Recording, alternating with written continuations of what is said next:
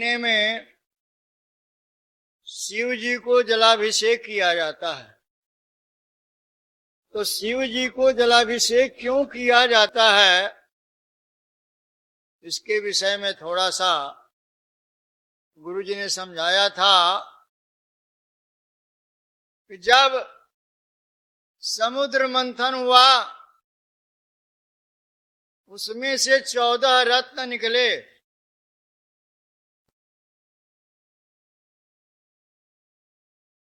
एक अमृत और एक वरुणी। वरुणी शब्द जो है शराब है और अमृत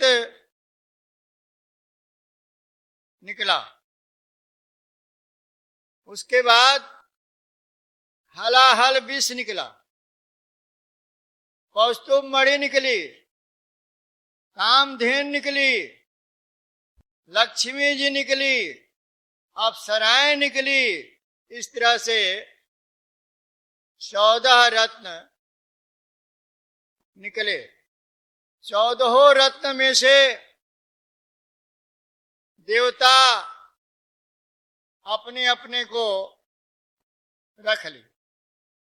उसी में से पंचजन्य शंख भी निकला, जिसको पंचजन्य शंख को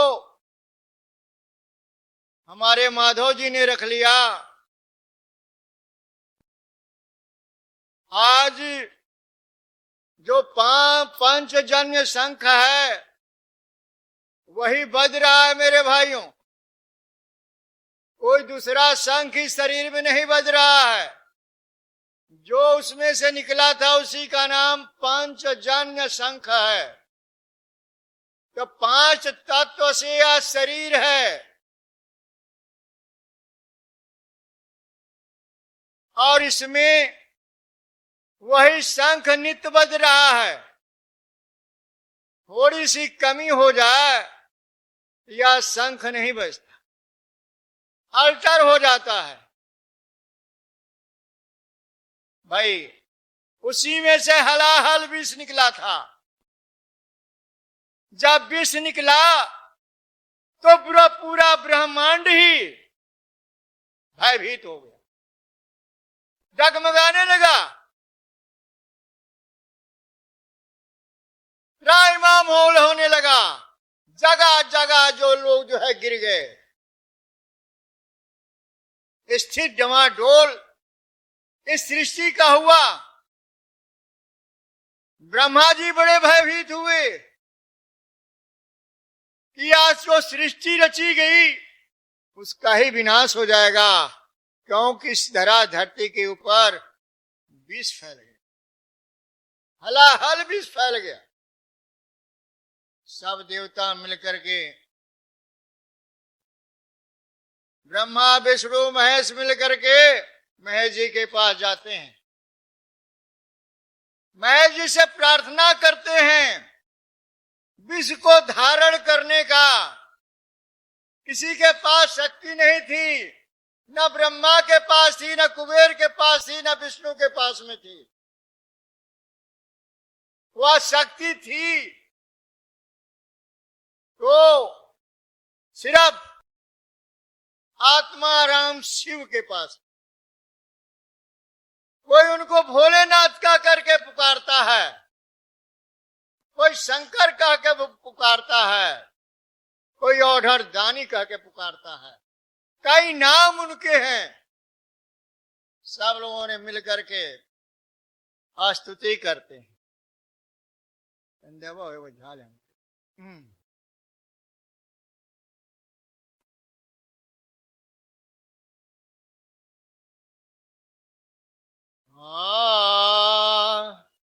सुनहो महादेव सब देवतन के अर्जा गुजारत वाणी। पृथ्वी पे सृष्टि डगमगाती बा सृष्टि पृथ्वी पे डगमगाती बार, सुनी सुनी महादेवा। भाई महादेव से विनती करते,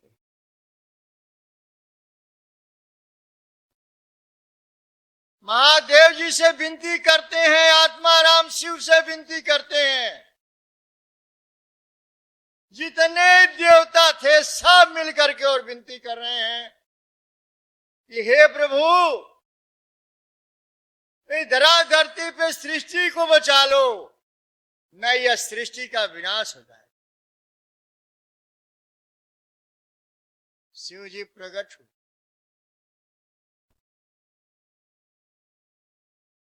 शिव जी प्रकट हुए और कहा, हे उमास, जैसा आप लोग कह रहे हो ठीक उसी तरह से आप लोगों का कार्य हो जाए। तो जो महात्मा होते हैं, तो संस्कृत में कहा, परोपकारैकधिय स्वसुखाय गतस्प्रिया महात्मानो महाव्रता।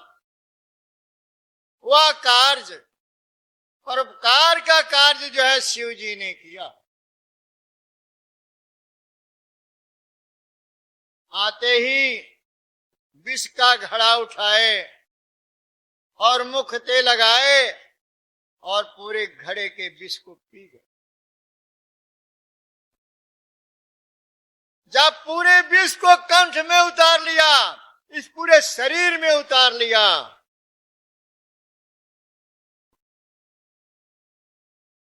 तो शिव जी बेहोशी हालात में हो, बेहोश हो गए। उनको कोई सुध नहीं थी।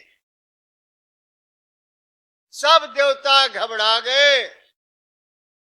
इस पृथ्वी की रक्षा के लिए, करने के लिए, इस सृष्टि की रक्षा करने के लिए यदि शिव जी जागृत नहीं हुए तो और विकट घड़ियां तैयार हो जाएं। भाई सब देवता मिलकर के, ब्रह्मा विष्णु, जितनी औरतें हैं, लक्ष्मी, सरस्वती, इंद्राणी, सब मिलकर के और बहुत गंगा जल लाते हैं और सब देवता मिलकर के और गंगा जल शिव जी के ऊपर गिराते। शिव जी जब वह गंगा जी के जल से शिव जी को की जो मूर्छा थी,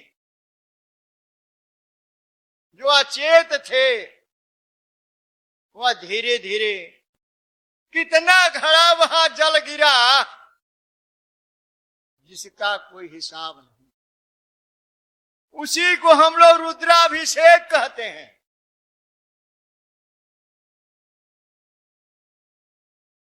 तो शिव जी के जो जहर पिए थे, उस जहर को शांत जो है गंगा जल कर।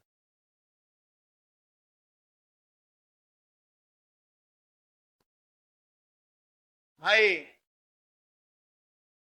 आज वही प्रथा सावन के महीने में चलिए, और यह महीना ही शिव जी का है। यह महीना ही शिव जी का है। तो थोड़ा सा आप देखिएगा आप लोग। सावन के महीने में बाबा हम आएंगे, भरी भरी कांवर बाबा गंगा जल लाएंगे।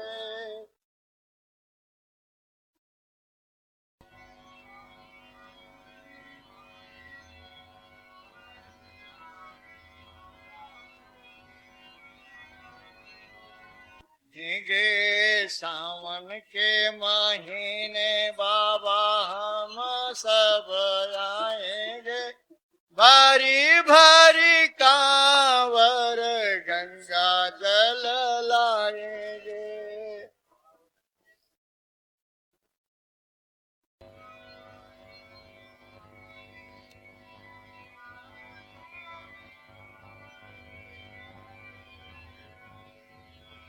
हाँ, भारी भारी कांवर बाबा गंगा जल चढ़ाएंगे।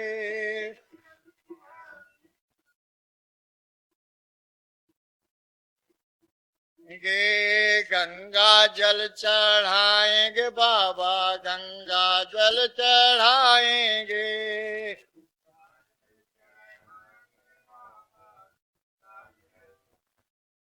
भाई वही यह महीना है जो आज अपना घर द्वार त्याग करके इस प्रथा को कुछ नौजवान स्त्रियां कांवर लेकर के और जाती हैं और बाबा को साष्टांग प्रणाम करते हुए पृथ्वी पे रेखा खींचते हुए भी कुछ लोग बाबा के स्थान पर जाते हैं। बाबा के जो स्थान पे जाते हैं उनके पैरों में छाले पड़ जाते।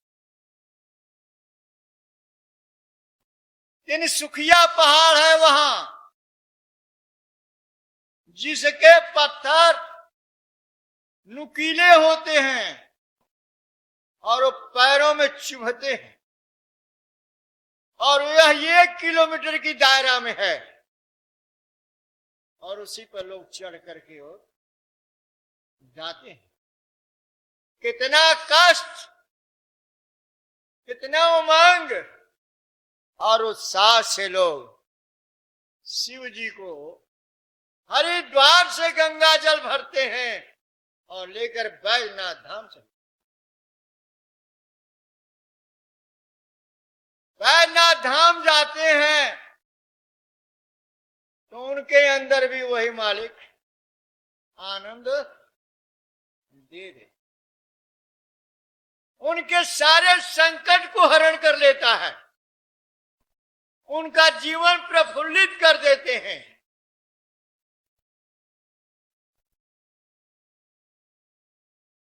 तो उनका भी कुछ धरा धरती के ऊपर योगदान है।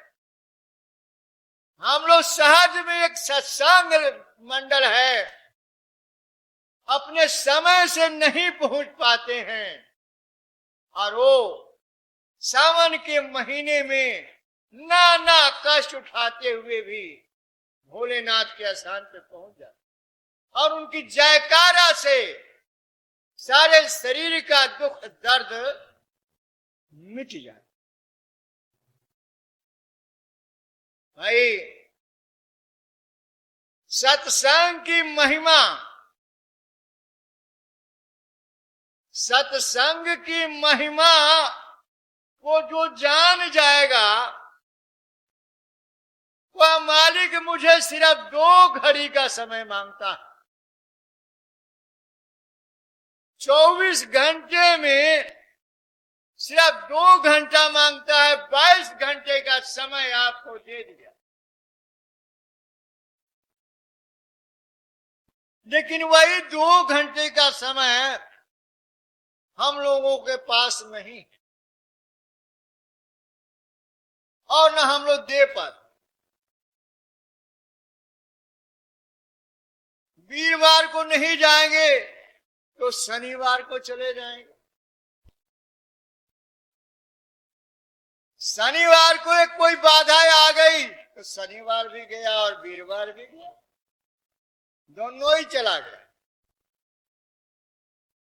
तो जब बाधा मालिक डालता है तो लोग घबराते हैं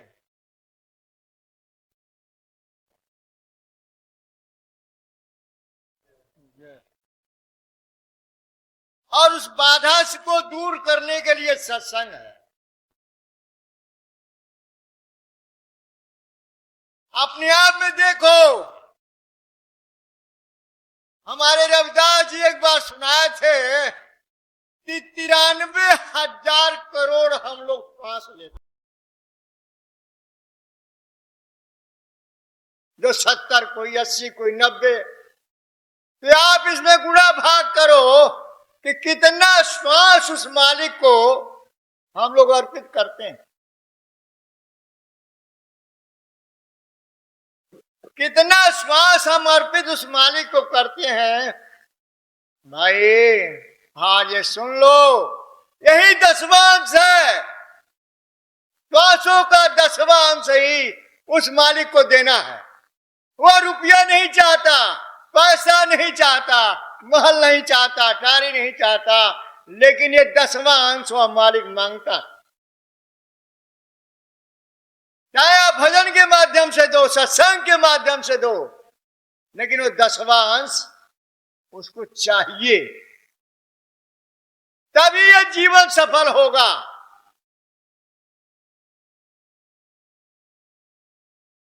नहीं तो जीवन सफल होगा नहीं। चाहे हम लाख स्वांग कर लें, लाख तमाशा कर लें, इस नियम को अपनाना पड़ेगा। 10वां अंश तो उस मालिक को देना ही पड़ेगा, नहीं उसका भी लेखा जोखा वह मालिक लेगा।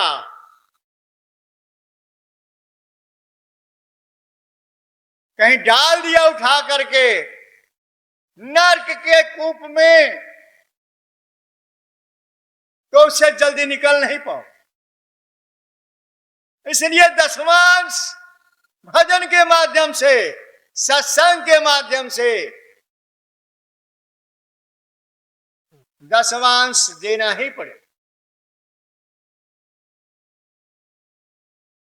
नहीं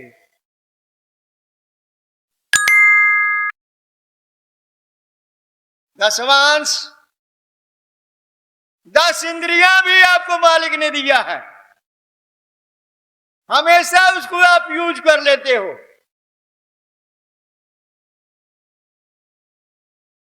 और नित्य यूज करते जाते हो, लेकिन 10 इंद्रियों का जो कर है वो मालिक का 10वां अंश।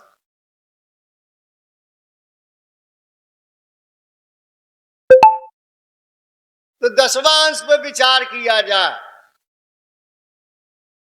कि 10वां अंश यही है, रुपया नहीं है, पैसा नहीं है, यही 10वां अंश है। इसी को दान कर देना। क्या यह श्वास आपका है? क्या यह शरीर आपकी है? ना ये शरीर आपकी है, ना ही ये श्वास आपका। जो मालिक ने दिया है उसी को हमें अर्पण करना, समर्पण कर देना है। और जब तक हम समर्पण अपने आप को नहीं कर देते, तब तक यह जीवन धनवान नहीं बनता। अब जब हम समर्पण कर देंगे, यह जीवन क्या हो जाएगा भाई? धनवान बन जाएगा। तो अरे नाम धन दे, नाम धन दे, ऐ मेरे सत्य गुरु नाम धन दे। नाम धन दे, नाम धन दे, ऐ मेरे सतगुरु नाम धन दे। नाम धन दे, नाम धन दे, ऐ मेरे सत्य गुरु नाम धन दे। नाम धन दे, नाम धन दे, ऐ मेरे सतगुरु नाम धन दे। नाम, नाम के बिना पहचान नहीं है।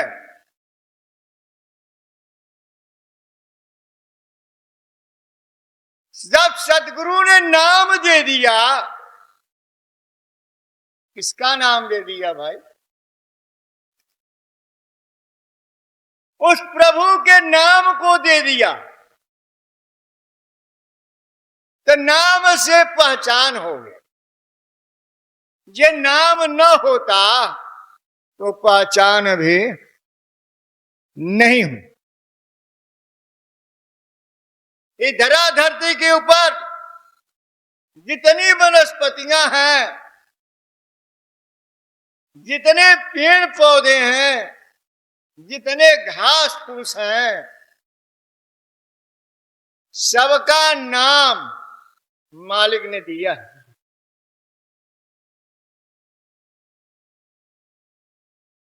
जितनी औषधियां हैं, यदि नाम न होता औषधियां नहीं,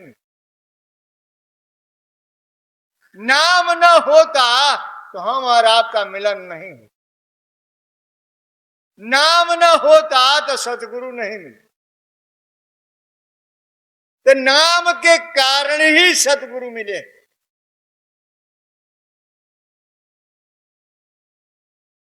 नाम इस संसार में विख्यात है।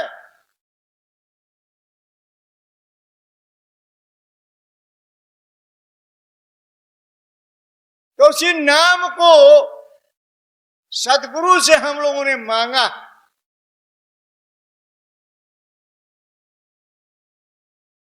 भाई नाम तो मेरा पहले ही था, तो मुझे क्या जरूरत पड़ी थी नाम लेने की? लेकिन जरूरत थी कि हमारे बुलाने का नाम है, पुकारने का नाम है, और वह जो परमात्मा का नाम है वो भजने का नाम है, भजन करने का नाम है, जीवन का उद्धार पाने का नाम है।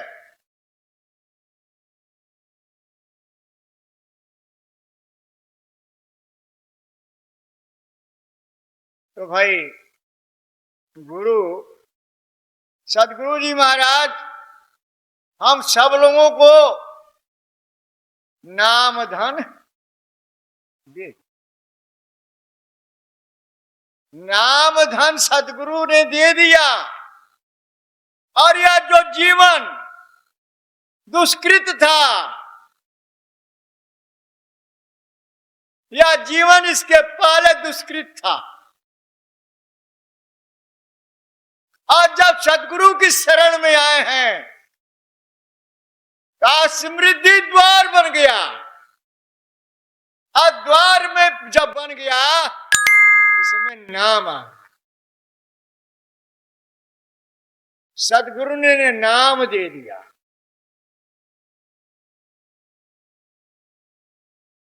भाई इस शरीर में 10 ताले लगे हुए हैं, 10 इंद्रियों में 10 ताले हैं। अब बड़े बड़े ताले लगे, जल्दी ये खुलने से खुलते नहीं है। और जब तक वो 10 ताले खुलेंगे नहीं, तब तक ये जीवन का कल्याण होगा नहीं। 10 के 5 स्वरूप हैं। खोज ले कि 10 के 5 स्वरूप कहां से आ गए।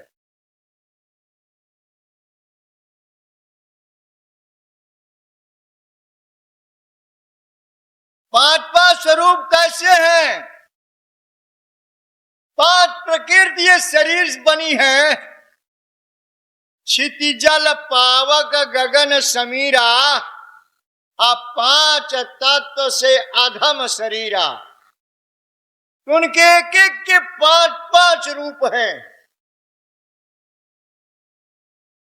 5 उनकी रूप है तो 25 हो गया। और 10 इंद्रियां हो गई, 35 हो गया। और 36 का आंकड़ा लोग कहते हैं कि 36 के आंकड़ा को पार कर दो। तो 36 जब होगा जब 1 लग जाएगा, और वही एक वो मालिक लग जाता है। 36 का आंकड़ा हम पार कर जाते। बहुत विघ्न है इसके अंदर, थोड़ा सा इसमें विघ्न नहीं है।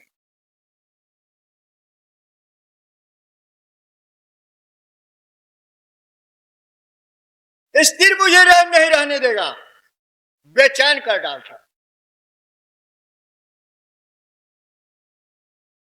ये मुझे, हम सबको बेचैन कर। उस बेचैनी से बचने के लिए क्या नाम, क्या चीज है जो इस बेचैनी से बचे? वही है जो मालिक ने वह नाम दिया है, वही नाम मुझे बचाए। जो भगत है उनको नाम ही अधीन है।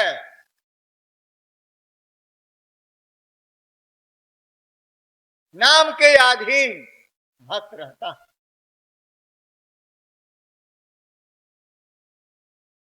तुलसीदास जी ने लिखा है, भक्ति स्वतंत्र अवलंबन जेहि अधीन ज्ञान विज्ञान। यद्यपि ब्रह्म अखंड अनंत अनुभव गम्य भजहि सब संता।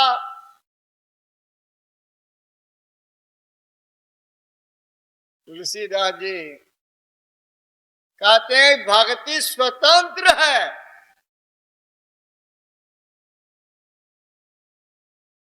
परतंत्र में भक्ति नहीं है, स्वतंत्र है।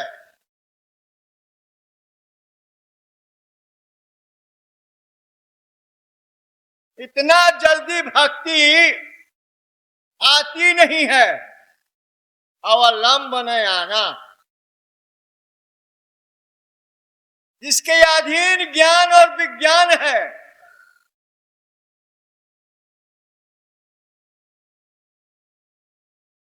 तो ज्ञान बड़ा है कि विज्ञानी बड़ा है, इस पे भी विचार करना चाहिए कि जब तक विज्ञानी नहीं होगा तब तक ज्ञान आएगा नहीं, और जब विज्ञानी होगा तो शब्दों का निचोड़ निकालता रहे, उसी को विज्ञानी कहते। वैज्ञानिक अलग की भाषा है, उसके तंत्र सिद्ध हो जाते हैं और हवाई जहाज बनाता है, बम बनाता है, एटम बम बना डालता है। उसकी पढ़ाई पढ़ा तो एटम बम बन गया, पढ़ाई नहीं पढ़ा एक साइकिल भी नहीं बना पाया। पढ़ने में जीवन गंवा दिया, नहीं पढ़ पाया, तो कहां से शोध कर लोगे भाई? हम लोग कहां से शोध कर लेंगे? कहां से हम लोग वैज्ञानिक बन जाएंगे और कहां से हम लोग विज्ञानी बन जाएंगे? सब लोग जानती है दुनिया रामायण पास, सबके पास में है, सबके घर में रामायण है।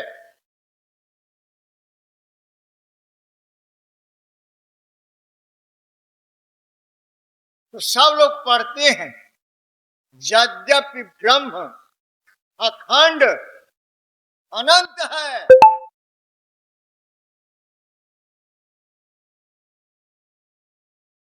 अनुभव के द्वारा कोई भी है, अनुभव के द्वारा हर एक संत जो है अनुभव के द्वारा ही ज्ञान को बताया।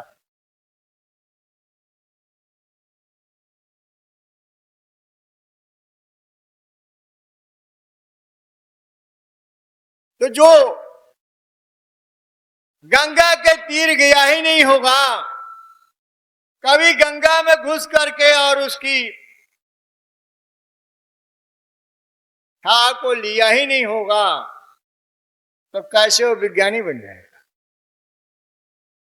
गंगा में प्रवेश करेगा उसमें बड़े जीव जंतु हैं भाई, कितने जीव जंतु हैं उसमें। वो जीव जंतु जो है आपके पैर को पकड़ लेगा तो आप हाथ छुड़ा नहीं पाए।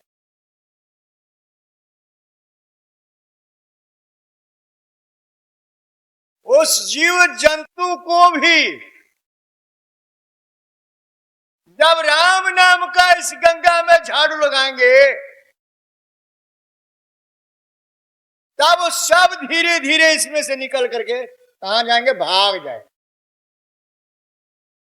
लगाओ ना गोता, खूब स्नान करो, खूब स्नान करो, उसमें खूब आनंद करो, आपको कोई नहीं छेड़ेगा। अभी हम लोगों ने गाया कि विश्वामित्र जी की राम और लक्ष्मण जाकर के यज्ञ कराए हैं, तारकासुर को मारा है। भाई जब आप लोग बैठते हो भजन के ऊपर, यही तारकासुर आप लोगों के पैरों में दर्द कर देता है। ये हमारा जो मन है इसको स्थिर नहीं रहने देता है, मांसों में दर्द कर देगा, हम बेचैन हो जाते हैं।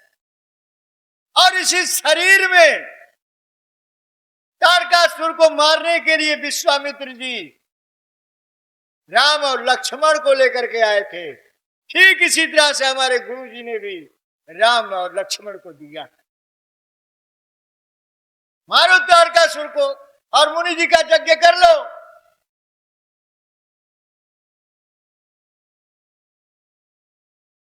बेचैन कर देता है शरीर को, भजन में मन नहीं लगने देता, आत्मा को भी बेचैन कर डालता है। यज्ञ कैसे होगी भाई? जब तक हम तारकासुर को मारेंगे नहीं तब तक यज्ञ होगा नहीं।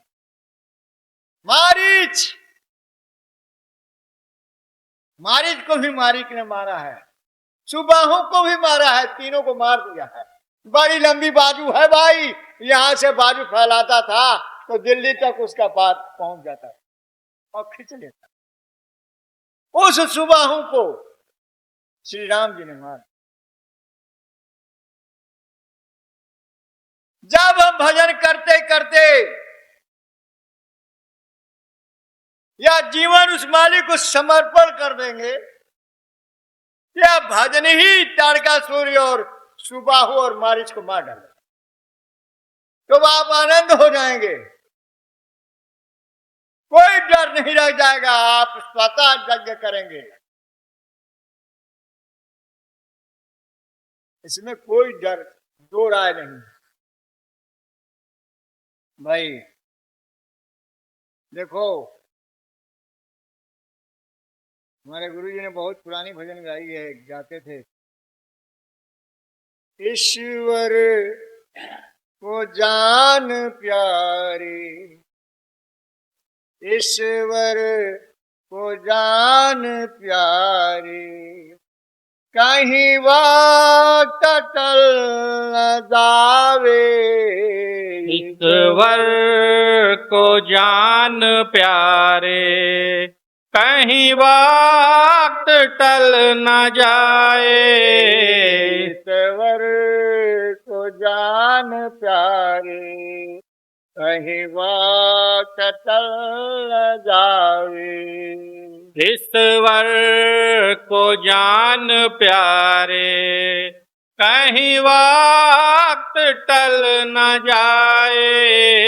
कहीं वक्त टल न जावे, कहीं वक्त टल न जाए। सुंदर शरीर पाकर अभिमान कर रहा है। सुंदर शरीर पाकर अभिमान कर रहा है। सुंदर शरीर पाकर अभिमान कर रहा है। सुंदर शरीर पाकर अभिमान कर रहा है।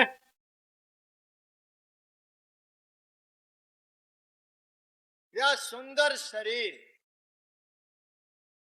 ईश्वर, ये जो स्वर की व्याख्या हो रही थी आज, वही ईश्वर आप सबके अंदर भी है। यदि ईश्वर नहीं होता तो आपका रूप नहीं होता, यदि ये ईश्वर नहीं होता तो यह जीवन नहीं होता, ये ईश्वर नहीं होता ये सुंदर शरीर नहीं। डर है आज मुझको, डर है आज मुझको, कहीं वक्त टल न जावे। डर है ये डर है मुझको, कहीं वक्त टल न जाए।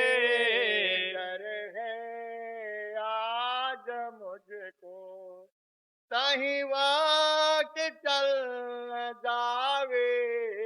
डर है न डर ये मुझको, कहीं वक्त टल न जाए। ईश्वर को जान प्यारे, कहीं वक्त टल न जावे।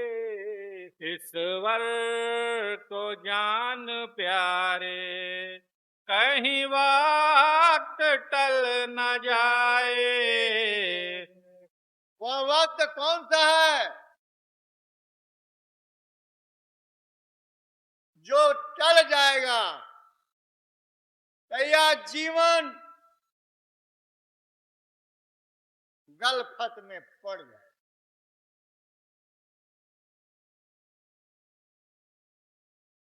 यह जीवन गलफत में पड़ जाएगा।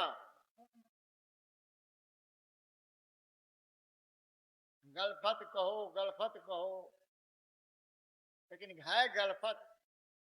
गल माने बात, फत बातों में फंस जाए, बातों में फंस। जीवन जो है दुष्कृत बन जाएगा। किसकी बातों में फंसेगा भाई? सांसारिक बातों में जब फंस जाएगा तो जीवन जो है दुष्कृत। असंतों की बातों में फंस गया तो जीवन सुनहरा बन, सुंदर जीवन बन जाएगा। इसमें कोई दो राय नहीं। आज जीवन जो है हम लोगों का सुंदर बन गया है, क्योंकि आप लोगों ने शुक्रवार और वीरवार का समय, जो बेशकीमती समय आप लोग 2 घंटे का समय देते हैं, इतनी दूरों दूरों से चल के आते हैं और इस प्रांगण में आकर के आनंद लेते हैं, तो यही गलफत से मेरा जीवन कट।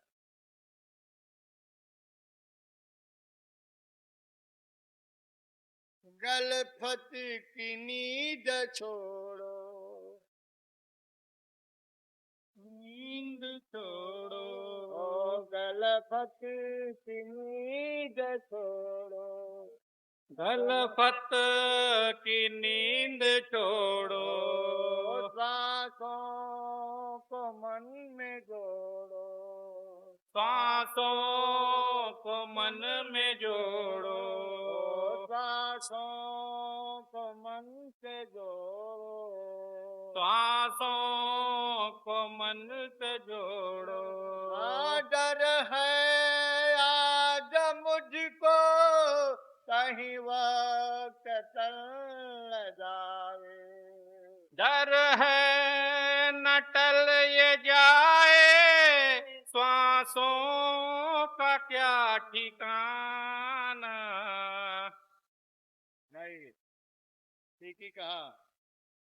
गलफत की नींद छोड़ो, श्वासों में मन को जोड़ो।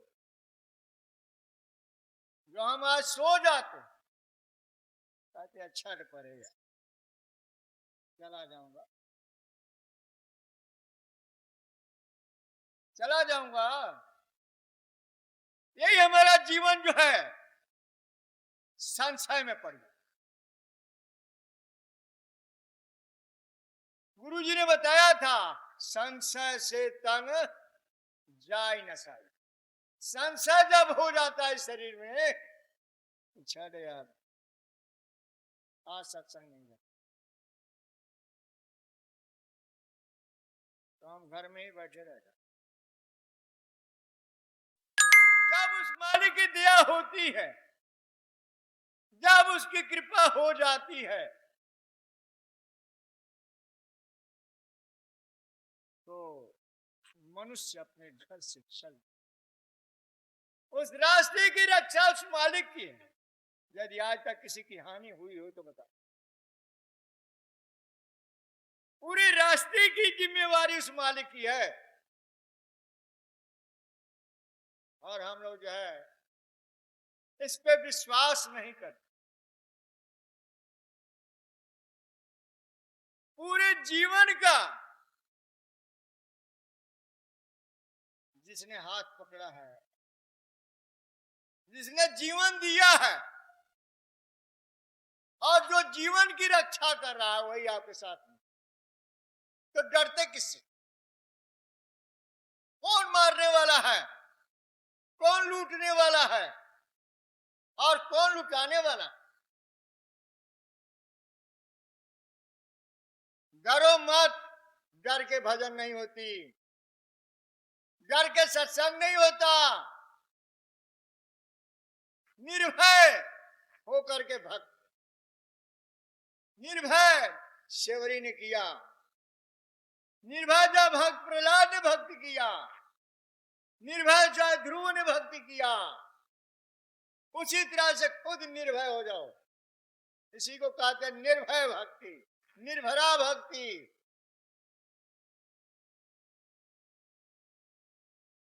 भाई ज्यादा समय न लेता हुआ आप लोगों के सामने